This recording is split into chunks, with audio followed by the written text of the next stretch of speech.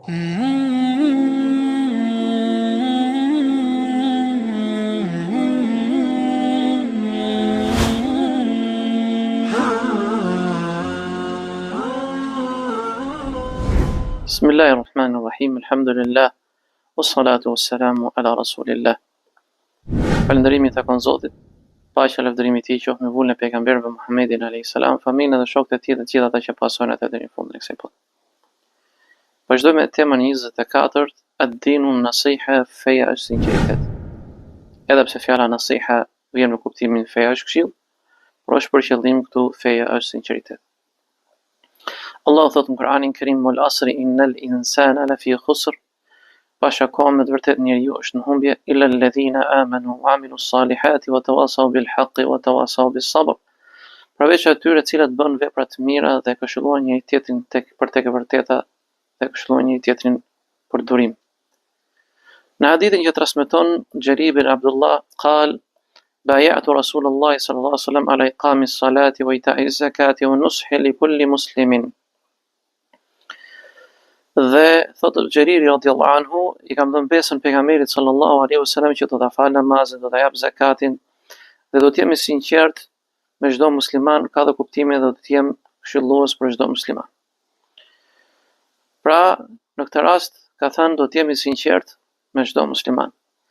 Në hadithin e Tamim ad-Dari, në Nabi sallallahu alaihi wasallam qala ad-dinu an-nasiha, feja është sinqeritet. Pra në hadithin e Tamim ad-Dari ka thënë feja është sinqeritet.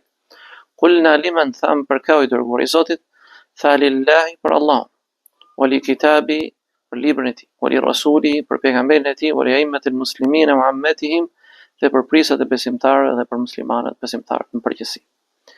Pra, feja është këshill, për feja është sinqeritet, që çdo adhurim të jetë për të arritur kënaqësinë e Zotit subhanahu wa taala, jo famën, jo paran, jo interesat e kësaj bote, por t'ia përkujtosh atë mbi gjitha Zotit subhanahu wa taala, dhe të punosh me librin e tij dhe të ndjekësh rrugën e pejgamberit të tij alayhis salatu wasallam në përputhje me sjelljet dhe veprat e tij, dhe kështu të jesh sinqert me muslimanët dhe prisat e tyre në përgjithësi. Prandaj, në këtë hadith tregohet qartë që feja është sinqeritet. Pse jo, mund të themi ajetin tjetër ku Zoti thotë: "Wa ma umiru ila liya'budullaha mukhlisina lahu ad-din", dhe ata nuk u urdhëruan për tjetër vetëm që ta përkushtojnë fen vetëm Zotit tyre. Dhe kur flasim fjalën fe, për fjalën fe, kemi për qëllim të gjitha veprat dhe sjelljet tona le të jetë ajo origjina e tyre, të jetë sinqeriteti dhe për të arritur kënaqësinë e Zotit subhanahu wa taala, dhe jo për të arritur qëllimet e kësaj bote apo të rrequr në vëmendjen e njerëzve, apo pse jo duke luajtur me interesat e tyre apo interesat e kësaj bote që ikin. Prandaj dhe besimtari duhet të frikësohet Zotit subhanahu wa taala në sjelljet dhe veprat e tij dhe të ndjekin në këtë rast rrugën e pejgamberit sallallahu alaihi wasallam, duke qenë i sinqert në të. Assalamu alaikum wa rahmatullah.